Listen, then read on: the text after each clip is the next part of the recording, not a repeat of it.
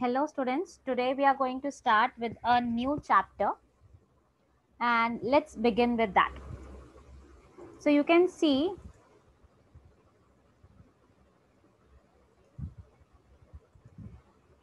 over here, you already have studied the chapter periodic table.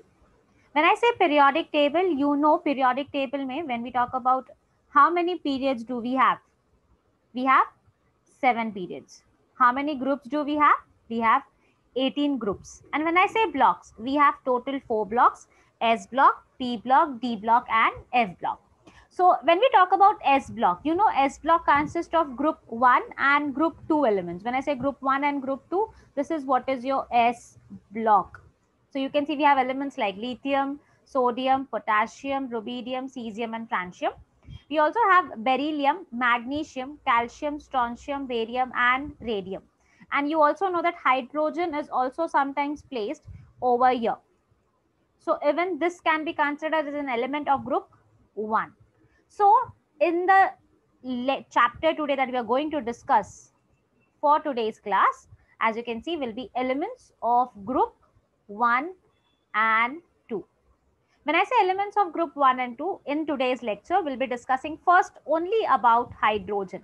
Like we'll first start about the discovery of hydrogen, the occurrence of hydrogen, the position of hydrogen, where is it placed. Then we'll talk about the isotopes of hydrogen. Along with that, we'll also discuss the preparation, like how are we going to prepare hydrogen in the lab as well as in the industry. And we'll move on to the properties, physical as well as chemical properties, and the uses of hydrogen. So starting with hydrogen, when we say hydrogen is the most abundant element in the universe. Along with that, we can also say it is a third most abundant element on the surface of the globe. And you can see the third point, it is considered as a future source of energy. You might have heard when we talk about liquid hydrogen combined with liquid oxygen, it gives you water. And that liquid oxygen, because it combines, it is a combustion reaction. Combustion means it is going to release some amount of energy, and that energy which is released can be utilized as a source of energy, because the product that is formed over here, water, byproduct, water is nothing but not a pollutant. So that is why we consider it as a future source of energy, and we are mostly trying to use liquid hydrogen, liquid oxygen as propellants for rocket fuel. So just put the name of the chapter, elements of group 1 and 2. Then put down the subheading hydrogen. Write down these 3 points. The most abundant element in the universe, third most abundant on the surface of the globe, and it is considered as the future source of energy. Now talking about hydrogen, before 17th century, we used to consider water as an element. But later on, we found that in the year 1766 by the scientist Henry Cavendish. You might have heard his name. Henry Cavendish was the one, he told us that water is made up of hydrogen. When you burn hydrogen, you get water. It means simple that the idea that water is an element was broken down. And therefore, we don't consider water as an element now. Now, in the year 1783, we had the scientist Anthony Lavoisier, who discovered that water is made up of two compounds, two elements, hydrogen and oxygen. And if you know hydrogen, if you break that word in Greek, hydro means hydrogen, gen means producer. So you can see over here, we say hydrogen comes from the Greek word water producer, as it produces water by burning with oxygen. So this was just a small information about the periodic table, small information about the hydrogen, how it was discovered, how its name was kept and all. You don't need to learn it, just for an idea.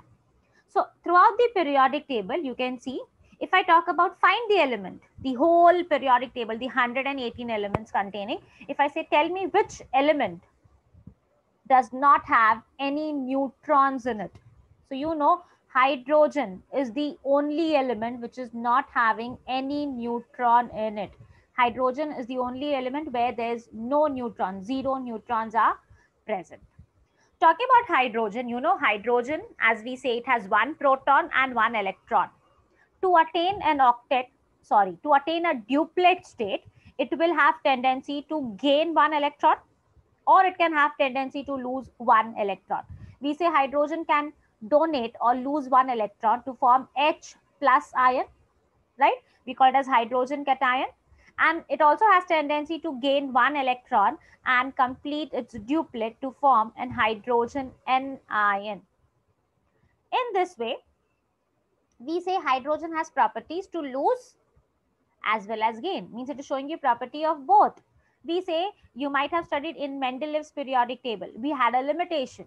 In the modern periodic table, we also have a limitation about the position of hydrogen, because we say hydrogen resembles group 1 alkali metals as well as group 17 halogens.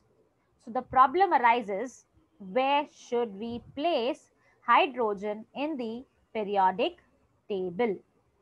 So the next topic that we're going to study is the position of hydrogen in the periodic table. Let's start with that. Now, when I say position of hydrogen in the periodic table, you all know, we say it resembles group 1 as well as group 17. When I say group 1, we are talking about alkali metals. And when I say group 17, we are talking about halogens. So in this, when I say group 1, what is the general electronic configuration of group 1 elements? You might have studied in periodic table. Group 1 alkali metals, they have a general electronic configuration of NS1. If I say NS1, means they have tendency to lose one electrons. And because they have tendency to lose one electron, they have an oxidation state of +1. Because they have an oxidation state of +1, I can say they are electropositive in nature. What about hydrogen? You know, the hydrogen has electronic configuration of 1s1. So you can see S1, the property is similar to alkali metals. Hydrogen can lose one electron, so it can show you +1 oxidation state. And because it is losing one electron, it can also be electropositive in nature. We can say the properties are similar. Similarly, if I say group 1 elements, you know, group 1 elements, when they react with halogen, like sodium, if it reacts with halogen, it will form a compound that is NaCl. What is the formula? NaCl. You can see if it reacts with hydrogen, reacts with Cl, it will give the similar formula, HCl. Similarly, if I say Na reacts with oxygen, you get is what? Na2O, sodium oxide, or I can say lithium, Li2O. Water also has similar formula, H2O. So you can see they are forming similar formulas also. If I say in NaCl, Na has a charge of +1, Cl has a charge of -1. Over here also you can see H has a charge of +1, Cl has a charge of -1. The properties are almost coming to be similar. What about electrolysis? If I say electrolysis, we are doing an electrolytic experiment. And in that electrolytic experiment, you know, positively charged cations will always move towards cathode. Positive charge ions will move towards negative electrode, and negative electrode is cathode. Anions, which are negatively charged, they're going to move towards positively charged anode. So sodium being positively charged, as you know, it is a cation, it is going to go towards cathode in the electrolytic experiment. And same if I say HCl, H is also going to go towards the cathode. So you can see the properties of hydrogen is similar to that of alkali metals. Now, let's see to group 17. When I say group 17, halogens, group 17, they have the electronic configuration of Ns2Np5. Hydrogen is not having this electronic configuration. We just saw it is having 1s1. But we know that these elements, that is group 17 elements, they have tendency to gain one electron to complete their octet state. And therefore, they have an oxidation state of -1. Similarly, we can say hydrogen has the tendency to gain one electron to complete its duplet state. Because it has tendency to complete gain one electron and complete its duplet state, it also has an oxidation state of -1. Means I can say it is again electronegative. Now, in this, if I say chlorine reacts with nitrogen, what kind of formula you will get? You can see NCl3. What about hydrogen when it reacts with nitrogen? NH3. You can see the formulas are almost same. Same if I say chlorine reacts with oxygen, Cl2O. Hydrogen also react and will give you H2O. Now, in front of oxygen, what is the charge of chlorine? You know, oxygen being second most electronegative element, chlorine becomes positive. And same over here, because oxygen is electronegative, hydrogen becomes electropositive. Now, if chlorine reacts with sodium, you get NaCl. And if hydrogen reacts with sodium, you get is NaH. Now, in this, if I talk about the charge, Na has a charge of +1, Cl has a charge of -1. Na again +1, H again -1. So you can see where will the properties go. We say HNa being positive cation will go towards cathode, Cl being negative will go towards anode, and hydrogen also being negative in this compound will move towards anode. So we can see the properties over here. They are almost similar. Properties of hydrogen is going to be matching similar to those of alkali metals, as well as it resembles group 17 elements. But when we talk about some of the properties of hydrogen, you can see the uniqueness of hydrogen is that when hydrogen loses its electron, that is when it becomes a form of H plus ion, that we call it as a proton, it will never remain free. Hydrogen ion, that is a proton, will never have tendency to exist freely. You might have heard that H plus, when you put it into water, it forms H3O plus ion. This is called as hydronium ion. So from this we say, because H plus is nothing else but a proton, therefore we have placed hydrogen, therefore hydrogen is placed separately above group 1 element. It is placed separately above group 1 element. And a very important point to note down, in the year 2017, mostly in Jan 2017, at Harvard University, USA, they were able to discover, this is Harvard University, USA, they were able to discover metastable metallic hydrogen.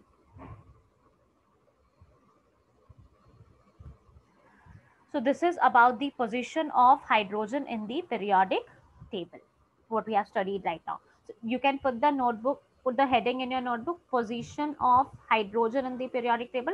Write down this group 1 and group 17. So you can understand that the properties of hydrogen is resembling both group 1 and group 17. And then you can write down, we have said that most of the time H plus is nothing else but a proton, and the uniqueness is that even by losing an electron from the hydrogen atom, it is never going to exist freely.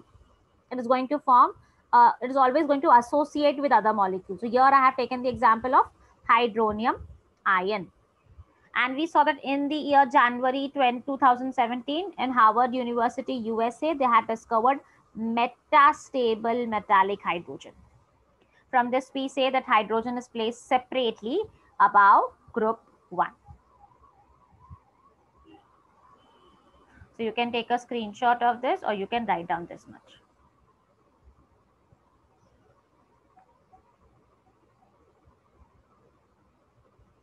Let's move ahead.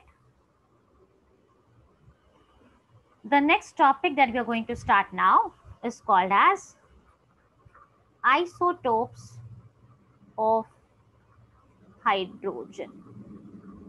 When I say isotopes of hydrogen, anyone who can tell me the definition of isotopes? What is isotopes? We have studied, yes. Isotopes are atoms of the same element which have same atomic number but different mass number. Isotopes of the element, or I can say isotopes of the same element, will have same atomic number. As I say same element, it's obvious that they'll have same atomic number, but they'll have different atomic mass number, and they are called as isotopes of each other. So here when we talk about isotopes of hydrogen, we have three isotopes of hydrogen to study. First one, if I say, we'll write down in the form of a tabular column so it becomes easy to understand. The very first isotope that we have is hydrogen, which can also be referred as protium. Second, we have is the heavy hydrogen, which is normally called as deuterium. And third, we have is called as tritium. So talking about these isotopes,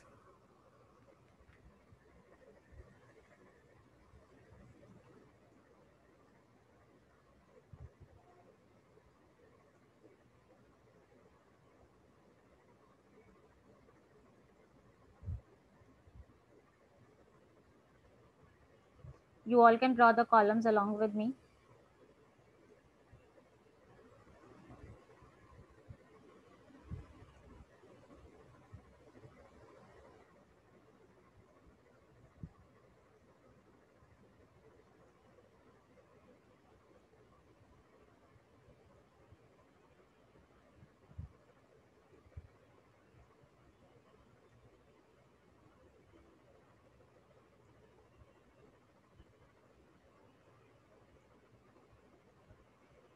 Yes, so first, when we talk about isotopes, the very first thing that we are going to study now is the atomic number, that is Z. So when I say atomic number Z, what is the atomic number of hydrogen? It's 1. For deuterium, tritium, they are all 1, because as we said, isotopes, they'll have same atomic number. Talking about atomic mass number, it is denoted by the symbol A. Hydrogen will have atomic mass of 1. Deuterium has an atomic mass of 2, as the name suggests, dew, and tritium will have the atomic mass of 3. As you know, atomic number is nothing but the number of proton or electron. So I can say hydrogen will have how many proton? 1. Deuterium and tritium also 1, because atomic number is the number of proton. Because they have same atomic number, they'll have same number of protons or electrons. Next we have is number of neutron. So what will be the number of neutron in hydrogen? I just gave you an example. Hydrogen is the only element in the whole periodic table which is not having any neutron. So this will be 0. You can also find the number of neutron by the formula A minus Z. So 1 minus 1, you get a 0. Deuterium has 1 neutron and tritium has 2 neutron, and therefore we call it to be heavy. So in this way, if I have to write down the symbol for hydrogen, you know how you represent hydrogen symbol. You will normally write down at the top atomic mass number, and at the bottom you'll write down as, I can represent X, this is A, and this is Z. A is atomic mass number and Z is atomic number. You can say 1, 1 this way, or we can simply write it as H, because that is what you represent. For deuterium, you can write H 2 1, or H can also be written as D, because deuterium D also can be utilized. Same way, tritium can be H 3 1, or you can write T, that will represent tritium, or you can write it as 3 1. Talking about the occurrence, or I can say abundance, how much is the abundant nature of hydrogen? We know in the nature, the most abundant element that we said is hydrogen, and hydrogen is around 99.98%. So hydrogen, when I say, it is the most abundant one. Deuterium is very less abundant. We say it is around 0.015%.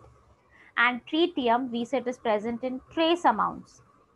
When I say trace, means the amount is very very less, मतलब आपको quantity मिलना बहुत मुश्किल है, but फिर भी आपको मिल सकती है, बट क्योंकि बहुत कम क्वांटिटी है, इसे it is trace. Next important point that we have is stability. When I say stability, which one will be the most stable isotope of hydrogen?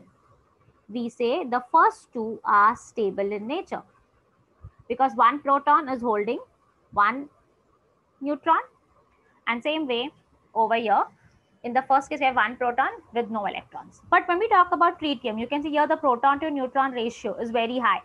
Here the number of neutron is 2 and therefore the nucleus becomes heavy. Because nucleus बहुत ज्यादा heavy है, वो stable नहीं होगा. तो stable होने के लिए वो क्या करेगा, न्यूक्लियर पार्टिकल्स एमिट करता जाएगा, because it is going to continuously emit nuclear particles. You can have alpha particles emitting out, beta particles, gamma particles, and normally हम बोलते हैं ट्रीटियम जो है वो कंटिन्यूअसली बीटा पार्टिकल्स एमिट करता है. एंड क्योंकि बीटा पार्टिकल्स एमिट करता है, वी कैन सिंपली से it is radio active in nature.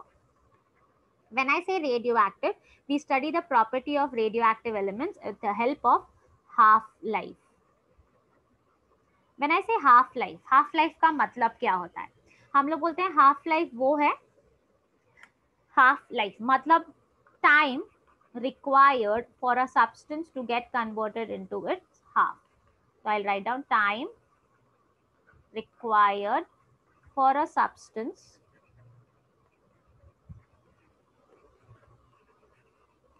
to get converted into its half. Like अगर मैंने बोला मैंने 100 ग्राम लिया था, तो उसके हाफ लाइफ में 100 ग्राम्स कितना हो जाएगा, 50 ग्राम्स. नेक्स्ट हाफ लाइफ में वो कितना हो जाएगा, 25 ग्राम्स. मतलब जो बच रहा है उसका हाफ. ऐसा नहीं होगा कि 100 का सीधे 0 हो जाएगा. तो you can see 100 gram gets converted to 50 gram, 50, 25. Next half life में वो कितना हो जाएगा, 12.5 gram. And that way it goes on decreasing, or I can say decaying. So when we talk about high isotopes of hydrogen, isotopes of hydrogen का half life कितना है, it is 12.4 years. So you can write down about this from the table. Put the heading as isotopes of hydrogen. When we say isotopes of hydrogen, write down this whole table. In the top middle here it is 0. Okay, please make a note of it. So this is what we have studied with respect to hydrogen, isotopes of hydrogen. Hoping that you have done writing this. You can write down this, you can take this example of half-life.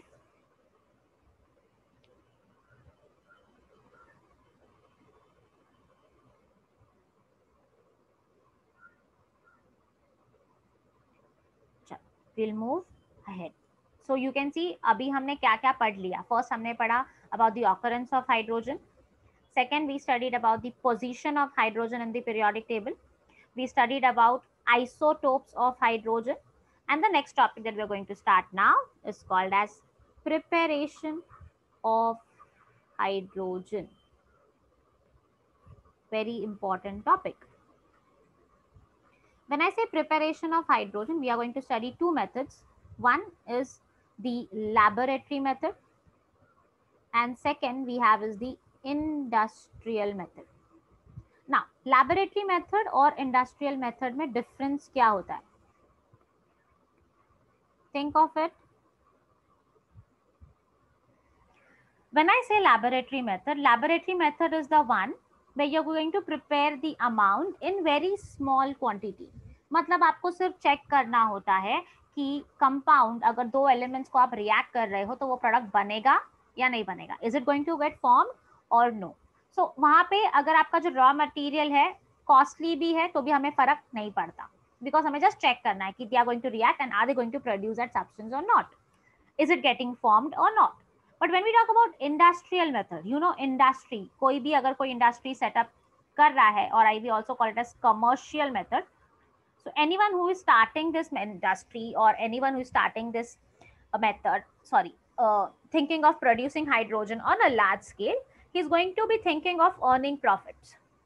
पैसा ना। अगर उसको profit कमाना है तो उसके पहले उसको सोचना पड़ेगा कि जो वो रॉ मटेरियल जो इन्वेस्टमेंट कर रहा है वहां पे कम इन्वेस्टमेंट हो और पैसा प्रॉफिट ज्यादा मिले। तो इन्वेस्टमेंट कम हो मतलब रॉ मटेरियल जो है वो कैसा होना चाहिए, we mostly think of raw material that should be cheap, that should be easily available. एक point, the raw material should be easily available and cheap.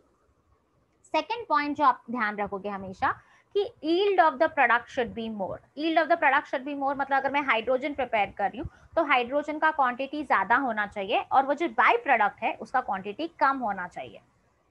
अगर बाय प्रोडक्ट नहीं बने तो बहुत अच्छी बात है, बट अगर बाय प्रोडक्ट बन रहा है तो हमें ध्यान देना चाहिए कि वो बाय प्रोडक्ट एक वैल्यूएबल बाय प्रोडक्ट होगा, क्योंकि अगर आप उस बाय प्रोडक्ट को भी सेल करके प्रॉफिट कमा सकते हो, so therefore we refer to it as industrial or commercial method. So we'll start with the first one, laboratory method. You can put the heading preparation of hydrogen, a laboratory method, and the first laboratory method that we are going to study is reaction of metal with acids. Now you know when we talk about most common acids that we have in the lab, हमारे पास दो common acids होते हैं HCl और H2SO4। उसमें भी सबसे ज्यादा हम HCl ही यूज करते हैं क्योंकि HCl जो है डाइल्यूट है और इजीली मिल जाता है। So we can say we can prepare hydrogen by reaction of a metal with acid. तो we have zinc. When you react with HCl, normally हम क्या करते हैं कि हम लोग HCl को ऐड करेंगे, सॉरी हम एक राउंड बॉटम फ्लास्क में HCl लेंगे और उसमें हम जिंक ग्रैन्यूल्स ऐड करेंगे। So when you add zinc to HCl, क्या प्रोडक्ट मिलेगा? You know, रिएक्टिविटी सीरीज के हिसाब से जिंक बहुत हाईली रिएक्टिव मेटल है। बिकॉज जिंक बहुत हाईली रिएक्टिव मेटल है, वो हाइड्रोजन को डिस्प्लेस कर देगा। Because it displaces hydrogen, you will get hydrogen gas. बचा क्या है? Zn will go with chlorine. You know, Zn का वैलेंसी +2 है, Cl का -1 है। तो जब क्रॉस मल्टीप्लाई करोगे तो you get is ZnCl2, that is zinc chloride. So in this way we have a reaction of metal zinc with HCl, and if you need to balance the reaction, Cl2 है, H2 है, तो we just need to put a 2 over here. This gives you your balance reaction. तो ये हमने पढ़ा reaction of zinc metal with hydrochloric acid. There are many other metals that on reaction with acid liberates hydrogen, but हमारे both textbook में सिर्फ इतना एक ही पढ़ना है हम लोग को इस साल। Next, reaction of metal with bases. When I say reaction of metal with bases, सबसे पहला metal again we are going to have is zinc.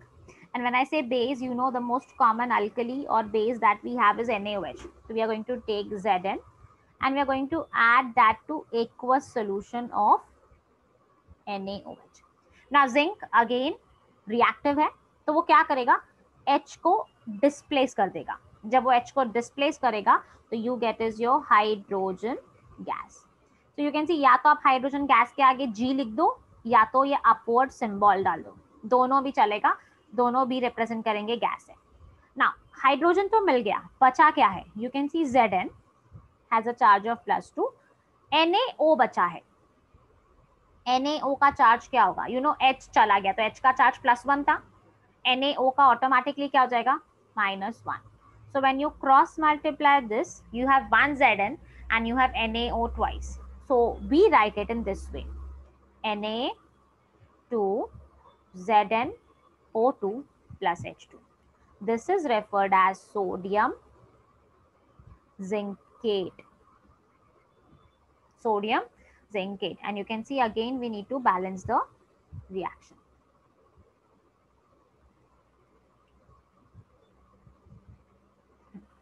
So सबसे पहले हमने क्या देखा? रिएक्शन ऑफ लैबोरेटरी मेथड्स में फर्स्ट हमने क्या देखा? Reaction of metal with acids.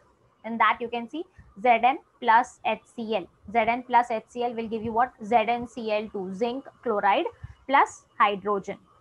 Second, reaction of metal with bases. हमने क्या देखा? Zinc when reacts with NaOH, again it gives you hydrogen gas, and what is left behind is sodium zincate. Please repeat this formula 4 to 5 times. Na2ZnO2, Na2ZnO2, sodium zincate, and then only you'll be able to remember this. So we have done now with preparation of hydrogen, that too laboratory methods. So now we'll move to commercial method or industrial method. I hope you have completed writing all this. Take a screenshot or write down this and then we'll move ahead.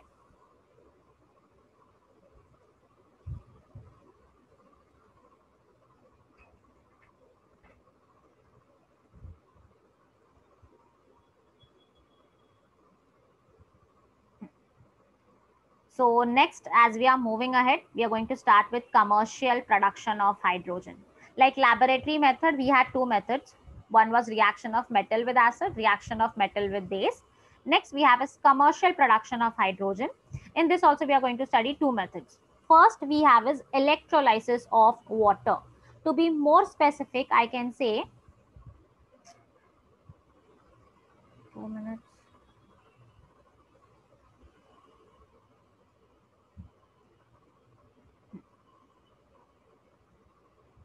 When I say electrolysis of water, to be more specific, you can say electrolysis of pure water. When I say pure water कभी भी completely dissociate नहीं होगा. तो आपने देखा था water अगर dissociate होगा तो हमें क्या लगता है, हमें मिलेगा H plus and OH minus ion. But water doesn't dissociate completely. जितना भी H plus ions freely मिलता है वो फिर से water के साथ combine करके हाइड्रोनियम आयन बना लेगा. तो मतलब आपको फ्री H plus ions नहीं मिलेंगे. H plus ions नहीं मिले तो आपको हाइड्रोजन नहीं मिलेगा. So very important point that you need to remember is you're going to do this reaction in presence of a strong acid or a strong base. You need to do this reaction in presence of a strong acid or strong base. Or I can say we can take any strong acid, like here we have taken is H2SO4, sulfuric acid. H2SO4 on dissociation will give you 2H plus ions and sulfate ions, and water जो है that will also give you some amount of H plus ions. So in this way, the amount of H plus ions increases.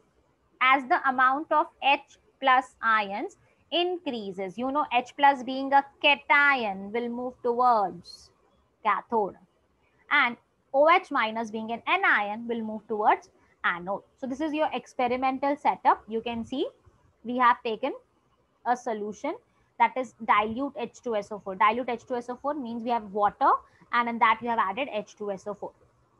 H plus ions will go towards cathode. You need to remember this point that whenever I say H plus or any cation, as I said, cation किसके पास जाएगा? Cathode पे. Cat के पास ही जा रही है और क्या करेगी? कैथोड रिडक्शन अंडरगो करेगा. तो you can simply remember red cat. Red cat reduction is gain of electron. Anion is what? It is going towards anode and that will undergo loss of electron. You can say lone. L-O-L-O-A-N. Lone. Lone means loss of electron. कहाँ होगा? Anode, anion. Or you can simply remember any one. तो opposite वाला आपको याद रह जाएगा. Red cat. Red cat means reduction at gain of electron. तो H plus जब कैथोड के पास गया है तो क्या करेगा? इलेक्ट्रॉन गेन करेगा. So when I say cathode ने इलेक्ट्रॉन गेन किया, it will release hydrogen gas at cathode.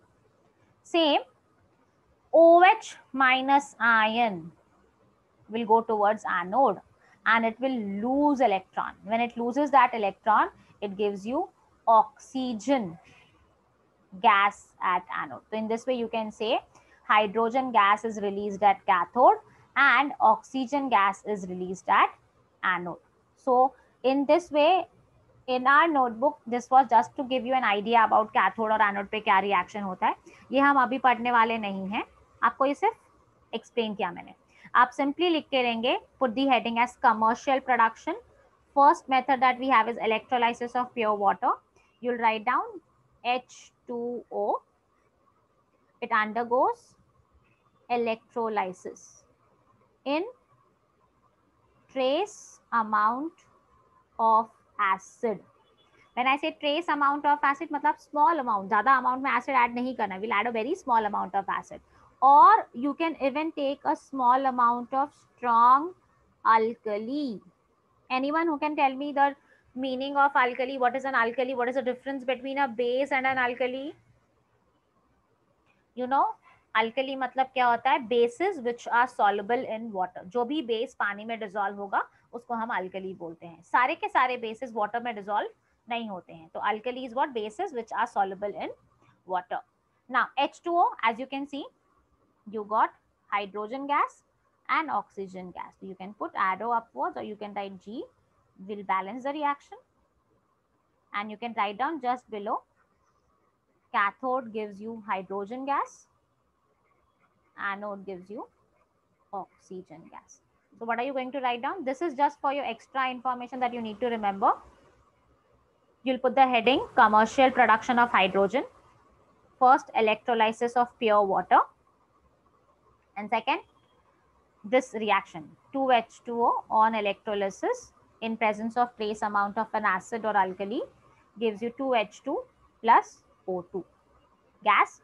Cathode, hydrogen gas is released at cathode and oxygen gas is released at anode. So you can simply remember, you can see electrolysis of dilute sulfuric acid yields two volumes, two times, not two volumes of hydrogen and one volume of oxygen. Two volumes of hydrogen at cathode and one volume of oxygen at anode. So this is one of the method for preparing hydrogen from electrolysis of pure water. Moving ahead, we can also prepare hydrogen by electrolysis, but by using some another electrolyte. You can see we can prepare pure hydrogen. How much pure? That is greater than 99.5% or 99.95% hydrogen purity, which can be obtained by electrolyzing what? We are going to electrolyze warm aqueous barium hydroxide solution. And this should be done in presence of nickel electrodes. So this is one more method where you can prepare hydrogen by electrolyzing. You can see over here. What are we going to do? We are going to electrolyze warm aqueous barium hydroxide solution between nickel electrodes. So you can write down second. This can be the continuation of first one because they are both electrolysis only. You can just write down preparing pure hydrogen greater than 99.5% purity can be obtained by electrolyzing warm aqueous barium hydroxide solution between nickel electrodes. Repeating the same thing again, write down pure hydrogen greater than 99.5% purity can be obtained by electrolyzing warm aqueous barium hydroxide solution between nickel electrodes. So this was the first method where you are preparing hydrogen by electrolysis. So I hope you have understood this. We'll move to the second one, that is from carbon or hydrocarbons. We normally say oxidation of hydrocarbons. You can say by oxidation of carbon or hydrocarbon. We say whenever you react hydrocarbons with steam at high temperature in presence of a catalyst, it yields hydrogen to us. So reaction of steam on hydrocarbons at high temperature in presence of a catalyst yields hydrogen. So let's study this.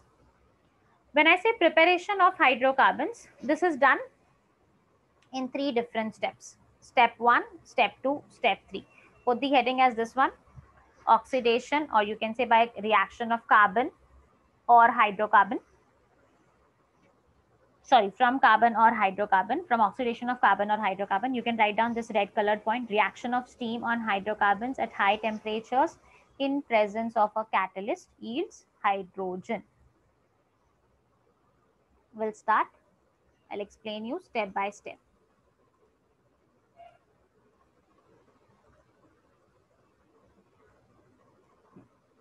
So सबसे पहले, when I say step 1,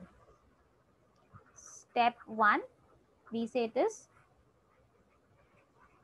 reaction of steam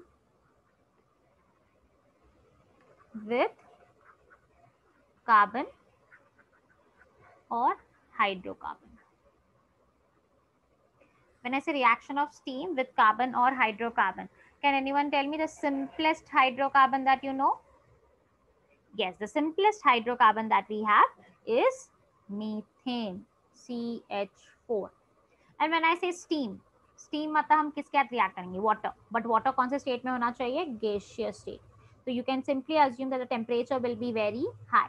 So steam, when react with hydrocarbon, the reaction is done at 1270 Kelvin in presence of nickel catalyst. And same way, instead of methane, you can also take carbon. When I say carbon, as we say, it is a important method where commercial method where you are going to use raw material which is easily available. You can use sawdust, which is a source of carbon. We can use scrap wood, which is also a source of carbon. So you can take any source of carbon which is easily available, react it with water, that is steam, at 1270 Kelvin in presence of nickel catalyst. So what happens over here? When you see, you just now wrote a statement, when you react steam with hydrocarbons, they're going to release hydrogen in presence of a catalyst. So from here, what you get is H2. So if hydrogen gas is released, what is left behind? You can see carbon will react with oxygen. We have CO. And here also the carbon will react with oxygen. So you get a CO. So you get a mixture of two gases, that is CO, carbon monoxide gas, hydrogen gas. So this gas, which is a mixture of two gases, is called as water gas. CO plus H2 is called as water gas. So you can see step 1 में हमने hydrogen prepare कर लिया. But जो यहाँ पे by product बन रहा है CO, carbon monoxide gas, you know हम इंडस्ट्री में उसको ऐसे ही इजीली छोड़ नहीं सकते क्योंकि carbon monoxide is a harmful poisonous gas. We cannot leave it as it is.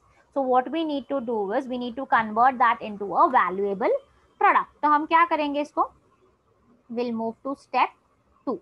And step 2 is called as water gas shift reaction. Water gas shift reaction का मतलब क्या है? हम लोग को प्रीवियस स्टेप में वाटर गैस मिला था, मतलब CO एंड H2 गैस मिला. हाइड्रोजन गैस तो इंपॉर्टेंट है, वो हमें वेस्ट नहीं करनी है. हमें क्या नहीं चाहिए था? Carbon monoxide gas. सो हम लोग को दोनों स्टेप से क्या मिला था वहां पे?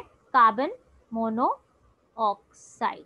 We are going to treat that again with steam. And here the temperature that we have is half of 1270, that is 673 Kelvin in presence of chromium,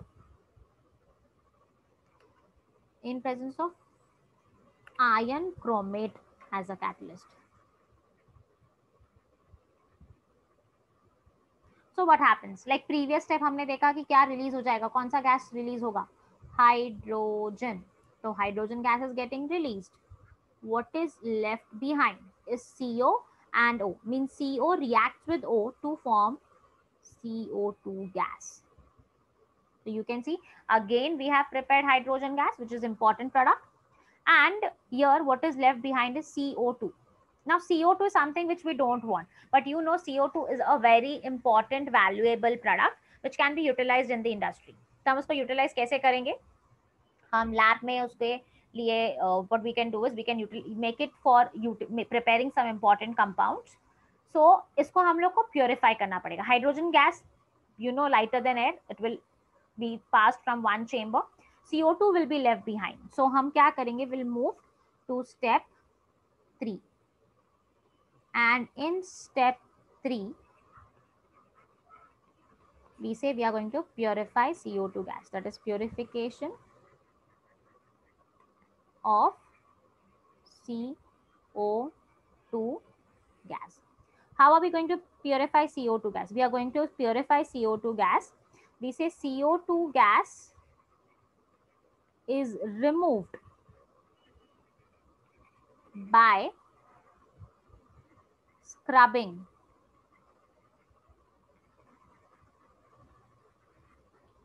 through sodium arsenide solution. मतलब जैसे मैंने बोला हाइड्रोजन गैस एक chamber से पास हो रहा है, वैसे ही हम एक चेंबर लेंगे जहाँ सोडियम आर्सेनाइड सोल्यूशन मॉलिक्यूल्स होंगे। तो ये सब मॉलिक्यूल से हम लोग क्या करेंगे, यहाँ से CO2 गैस पास होगा। CO2 गैस जब पास होगा तो you can see it will be scrub. Scrub mean जगह नहीं है, फिर भी निकलेगा छोटी छोटी स्पेसेस से। So when it passes, it will leave behind all the impurities, and what you get is pure CO2 gas. So this is your third step, where say carbon dioxide gas can be removed by scrubbing through sodium arsenide solution. So this is about the preparation of hydrogen. We'll revise the whole step again. First step में हमने क्या देखा, reaction of steam with carbon or hydrocarbon. When I say steam, you need to remember steam is water in gaseous state, and it is going to react at a very high temperature. So we saw steam, that is H2O. You reacted it with carbon, any source of carbon, and the simplest hydrocarbon that we have taken. When it reacts in presence of 1270 Kelvin, दोनों में temperature देखो 1270, you can remember 273 का 270 और 1 एक extra add करो, in presence of निकल catalyst, it gives you what, hydrogen gas, बचा क्या है, CO. तो CO and H2, we have a mixture of two gases, that is CO and H2, that is called as water gas. You know, this water gas is used in the synthesis of methanol, is used in the synthesis of methanol, or I can say other alcohols also. Because it is used in the synthesis of methanol and other alcohols or even other hydrocarbons, this water gas is also called as syngas. You can see it is using the synthesis. So वहाँ से नाम आता है syngas. Water gas का दूसरा नाम है syngas. So you can see the first step is what, reaction of steam with carbon or hydrocarbon. You can write down this. Second method आपने लिखा था step 1. You can complete this. We'll move to step 2. Water gas shift reaction.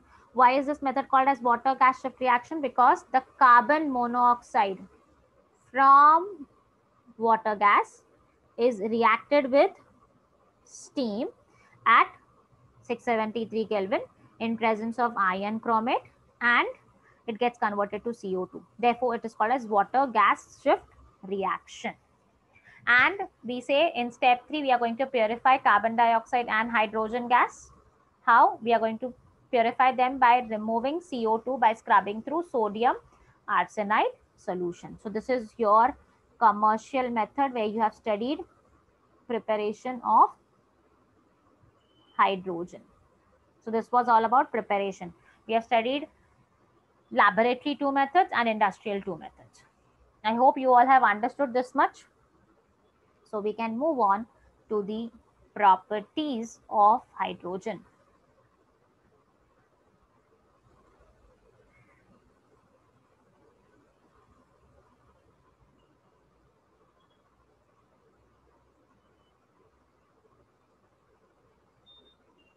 Okay.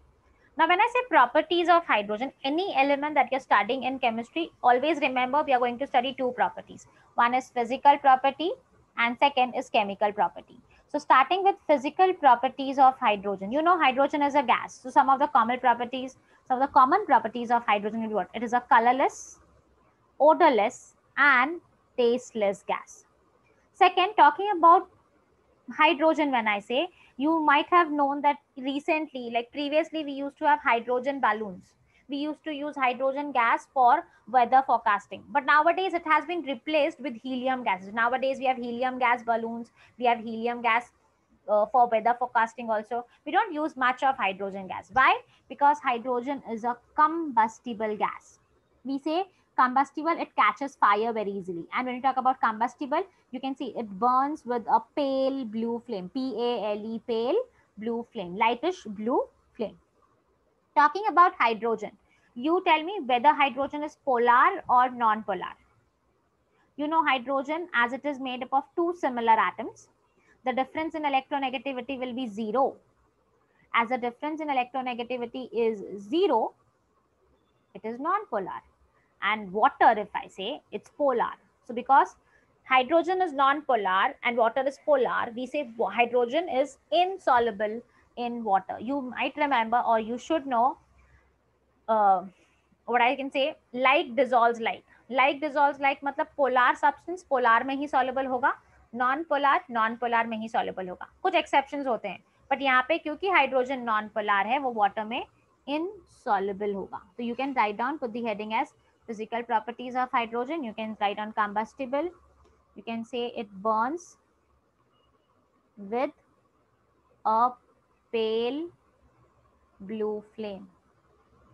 Insoluble in water, you can say hydrogen is non-polar.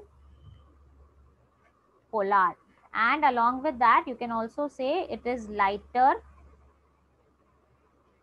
than air. So these are nothing but the physical properties of hydrogen. So we are done with physical properties. You can write down all this. We'll move to the next point, that is chemical properties of hydrogen.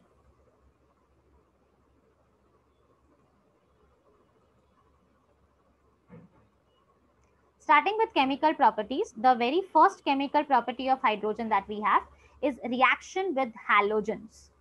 Now, you know halogens are electronegative elements, and hydrogen, when reacts with halogen, it will behave an electropositive element. So it will form hydrogen halides. The general reaction that we have is H2 plus X2. You know hydrogen has an oxidation state of +1. I will write down over here. H has +1, X has -1. So when you cross multiply, the formula that you will get is HX. And if you balance the reaction, it will be H2 plus X2 giving you 2HX. Now talking about reaction over here, you can see when I say reaction of hydrogen with halogens, first we have is H2 plus F2 giving you 2HF. We can have H2 plus Br2 giving you 2HBr. H2, sorry, we first write down chlorine.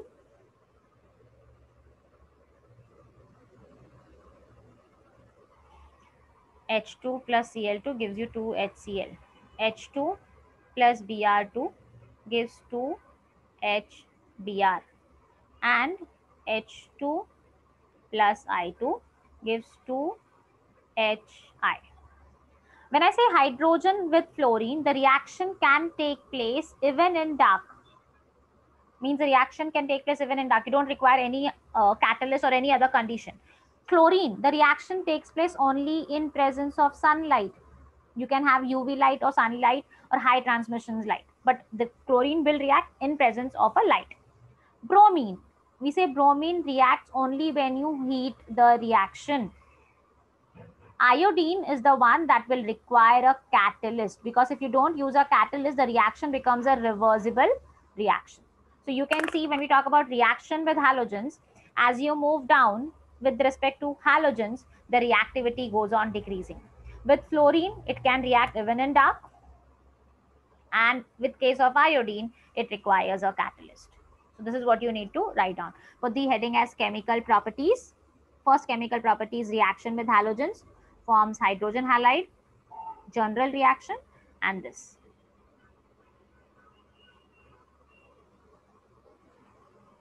I hope you have completed. So below that, you can write down reaction with fluorine occurs even in dark, but reaction with iodine requires a catalyst. Second reaction we have is reaction with oxygen or dioxygen. Now, a very important point you can see, I have not discussed this, hydrogen. You know, hydrogen always exists as a diatomic molecule, H2. And therefore, wherever you are seeing dihydrogen, it means H2. You can call it as hydrogen. You can also call it as dihydrogen. Same way, when I say dioxygen, means O2. So H2 plus O2. You can see whenever there's a reaction with oxygen, we say it is a combustion reaction. Combustion means a large amount of heat will be generated. So H2 plus O2, we know the reaction is water, H2O. But you need to remember, this is a combustion reaction. So a large amount of heat will be generated, and therefore it is a highly exothermic reaction. You can write down second, reaction with dioxygen, and the reaction, and it's highly exothermic. Moving to the third one, we have is reaction with dinitrogen, means H2 plus N2. Now you all know H2 plus N2 will give you what? H has a general formula of +1, N has -3. So cross multiply, you get the formula as NH3, that is ammonia. And you can see the reaction is also reversible. So normally you need to use a catalyst. You need to use iron catalyst. The reaction is done at a temperature of 673 Kelvin at 200 atm pressure, and this will give you ammonia. This process is called as Haber's process. Very important. This is not there in your textbook, but we need to study it because it's very important. This is called as Haber's process, that is production of ammonia from nitrogen and hydrogen. Fourth we have is reaction with metal. Again, we'll take a very simple metal, very reactive alkali metal, Na. Now, when I say hydrogen, hydrogen reacts with alkali metals or many metals to form corresponding hydrides. So Na plus H2. Na has plus, Na has charge 1, hydrogen also has 1. So when you cross multiply, you get is NaH, sodium hydride. So you can write down the fourth reaction with metals, Na plus H2 giving you 2NaH, sodium hydride. Next, reaction with metal oxides. Now this is important because this will show you the reducing nature of hydrogen. When I say reducing agent, what do you mean by that? Reducing agent means it is going to perform the process of oxidation. Oxidation means gain of oxygen. So here we have some oxides of copper, iron, lead, and zinc. So what happens is hydrogen, when you react it with any metal oxide, as I said, reducing agent means what? It is going to undergo oxidation. Oxidation means gain of oxygen. So hydrogen will gain oxygen and become what? H2 will gain oxygen from here and it becomes water. And metal oxide will be converted to metal. So you can see metal plus H2O. So we have a first reaction, hydrogen when reacts with Al2O3. So you can predict the product. You'll have H2O and you have Al. So we can write down this for more reactions also. You can write down reaction with metal oxides, reducing nature of hydrogen. And as I know, if I say copper oxide, hydrogen when reacts with copper oxide, CuO, you're left with copper and water. So you need to balance the reaction. No, the reaction is already balanced. Second, if I say iron oxide, that is Fe2O3 or Fe3O4, when it reacts with hydrogen, you'll get what? H2O, and what is left behind is Fe. We need to balance this. You can see there are 3 Fe. So I'll write 3. Hydrogen, but oxygen won't be balanced. So 2 2s are 4.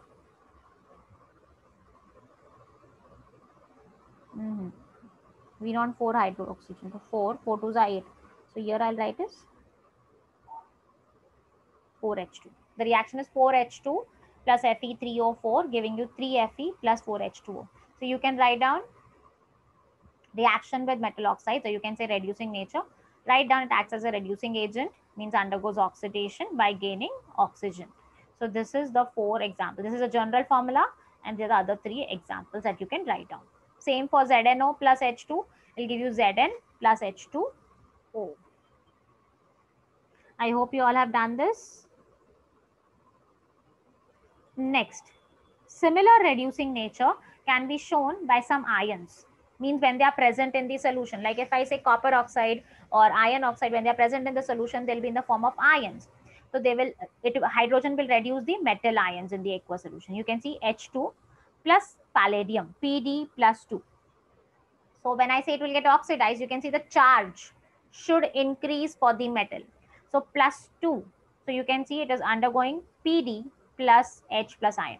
So if you check, we have one more hydrogen when reacts with copper, it gives you Cu plus H plus. So in this way, if I say copper has a charge of plus 2, copper here has a charge of 0. This is undergoing what? Reduction. Whereas H2, the charge was 0, here it is plus 1. So here you can see it is undergoing oxidation and behaving as a reducing agent. So it will reduce the metal ions in the aqueous solutions. You can write down this example for reaction with metal ions.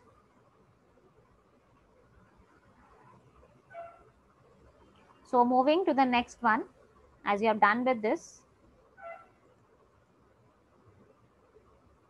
reactions with organic compounds. To be more specific, I can say unsaturated compounds. You remember unsaturated means it can be alkene, it can be alkyne, means it will show you the presence of double bond. So you know the first one that we have is hydrogenation of oils. Oils normally, as we know, olefins. You call alkenes as olefins because they contain carbon to carbon double bond. So whenever you have vegetable oil, when you react it with hydrogen in presence of Raney nickel, you remember that reaction, or you can simply say nickel, at 473 Kelvin, you get is vegetable fat, or I can say this was reactions with unsaturated organic compounds. So here on reaction, they will give you saturated fat. As I say saturated fat, fat means aliphatic, means single bond. So you have vegetable oil means what? Carbon to carbon, single bond, sorry, carbon to carbon double bond, and it reacts with hydrogen in presence of nickel at 473 Kelvin. The carbon carbon bond, because this hydrogen is going to get attached at between the double bond, तो एक hydrogen एक carbon के पास जाएगा इधर और एक hydrogen दूसरे carbon के पास, तो it become single bond and you'll have CH. So I can say this has converted from oil to fat. This is one of the method of preparing your vanaspati ghee, which is also called as solid ghee. So this is your solid fat, saturated fat, or you can even say vegetable fat, that is vanaspati ghee. So you can write down this reaction with unsaturated hydrocarbons. Moving to the last chemical property of hydrogen.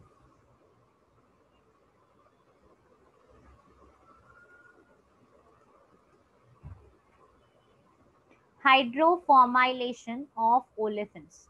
When I say hydro, means what? Hydrogen, right?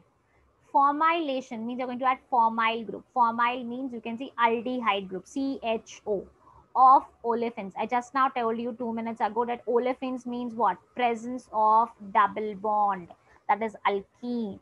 So the next method that we have is hydroformylation of olefins. Means you're going to add hydrogen, you're going to add a formyl group to an alkene. So before we start, write down this as the next heading, hydroformylation of olefins, or we also call it as reduction of aldehyde to alcohol. So first, when I say hydroformylation, you can see they are going to first give aldehydes, and these aldehydes will undergo reduction to give alcohol. So hydroformylation, as I said, you have H2, you have CO. You can see H2 and CO, if I write down, it is actually nothing but HCHO. And H2 and CO, you can see hydrogen gas and carbon monoxide gas is nothing but water gas.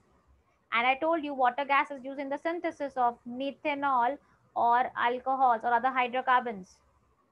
And therefore it was called as syngas. So you can see this is an example of that only. So we have taken first hydrogen, carbon monoxide, water gas, and you're reacting it with any alkene. So when you react it with an alkene, what will happen? You can see at the double bond, one H, as I've written H2CHO, one H will go and get attached over here, and the remaining CHO will attach over here. So when it attaches, what is the product that you get? You can see alkene. This is what you get. You can see I have written RCH. Because I got one hydrogen from here, I have written RCH2.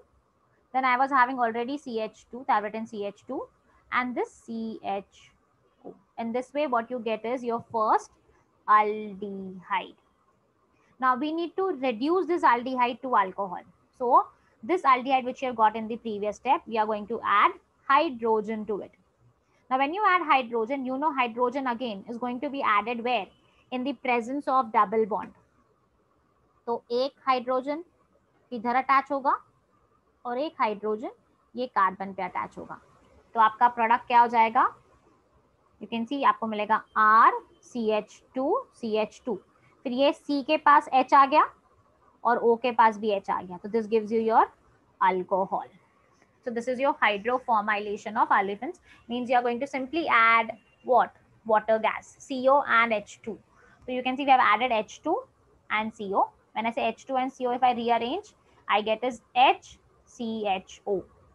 And this HCHO, तो कैसे attach होगा? पहले H attach होगा इधर, remaining CHO attach होगा. ऐसे trick याद रखना है.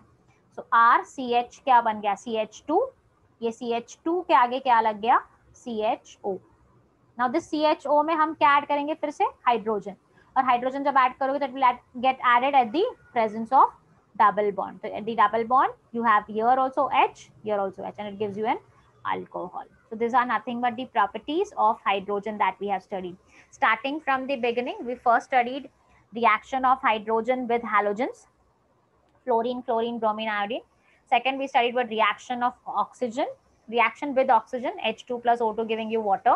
Then we studied reaction with nitrogen, that was giving you ammonia, Haber's process. Then we studied reaction of metal, that is sodium plus hydrogen giving you sodium hydride.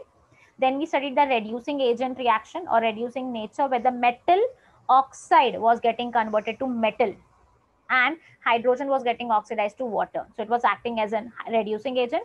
And same we saw for some metal ions. Next we saw was addition of hydrogen, or I can say hydrogenation of unsaturated compounds, where oil was getting converted into fat, alkene to alkane in presence of hydrogen, ranitidine at 473 Kelvin. And now we studied is hydroformylation of olefins, means to alkenes you're going to add water gas. So this was with respect to your chemical properties. Last topic for today that we are moving to is your uses of hydrogen. Okay, the lecture has been extended too long for today. We'll just end it soon.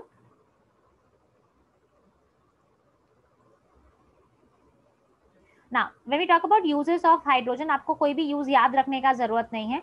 आप सिर्फ chemical properties याद करो कि हमने कहाँ कहाँ क्या क्या केमिकल प्रॉपर्टी में क्या क्या सब्सटेंस प्रिपेयर किया था. बस उसी से आपको याद रखना है कि हाइड्रोजन का यूज क्या हो सकता है. So you can see first use of hydrogen is in the manufacture of vanaspati fat, or I said vanaspati ghee, by hydrogenation of vegetable oils. Second, you can remember ammonia. As I said, it is not there in your book, but I made you write it because you need to remember it is used in the production of ammonia. Hydrogen is the largest raw material that is used in the production of ammonia by Haber's process. So you can see ammonia can be further utilized for preparation of nitric acid, which is a very important raw material in the lab. And very important, it can be utilized for making fertilizers, that is urea. Next use is, it is used in the manufacture of organic chemicals like methanol. Water gas is used in the synthesis of methanol and alcohol. So you can see that is one of the use. We can say it is used in the manufacture of HCl. H2 plus Cl2 gives you HCl. It is widely used in the manufacture of metal hydrides. You now saw when I say metal hydrides, NaH, LiH, that can be prepared using hydrogen. In the beginning, I said it is a great source of energy. You can see liquid hydrogen, when you mix it with liquid oxygen, it can be used as a rocket fuel. in space research, as the product that is formed is water, and water is not going to create any pollution in the space, because as we are doing more and more research, it is causing pollution in space. So we need to reduce that pollution. That is one of the use of hydrogen. Next is fuel cells. When I say fuel cells, same thing. We are going to use hydrogen, but to generate electrical energy. Here also fuel cells, we are going to have hydrogen gas at cathode, oxygen gas at anode, and when it reacts, it gives you water as the product. And this, as we know, oxygen we are using, that is going to produce energy. We are going to use that energy to generate electrical energy. That is your example of fuel cells. And last, we say it can be used in metallurgy. If you all remember, metallurgy was what? Extraction of metals from their ores. So when I say extraction of metals from their ores, metal oxide को हम reduce करते हैं to metal. So hydrogen becomes water. If you remember that reaction, reducing agent. So that is also one of the methods or utilization or use of hydrogen. So in this way you can see जितने भी uses मैंने बताए सब हमने कहीं ना कहीं पढ़ा था. Revising all of them again. First, it is used in the preparation of vanaspati ghee. Second, or sorry, you all can write down this. First, manufacture of vanaspati ghee. Second, synthesis of ammonia, which can be further used for preparing nitric acid and important fertilizer like urea. Then we saw in the manufacture of organic chemicals like methanol, for manufacturing HCl and metal hydrides. Next, important use as a fuel for space research, or I can say liquid oxygen or liquid hydrogen can be used as propellants or rocket fuel. And also I said in fuel cells, which is same for generating electrical energy. And last, in metallurgy, to reduce your metal oxide to metal. So this was all with respect to the chapter elements of group 1 and 2, in which we have studied with respect to hydrogen. तो हमने hydrogen को लेके सब starting से occurrence, position of hydrogen in the periodic table, we studied its isotopes, preparation, laboratory as well as industrial, properties, physical as well as chemical, and then we have moved to uses. So this completes your part with respect to hydrogen, and see you in the next class for the other group 1 and 2 elements. Have a nice day.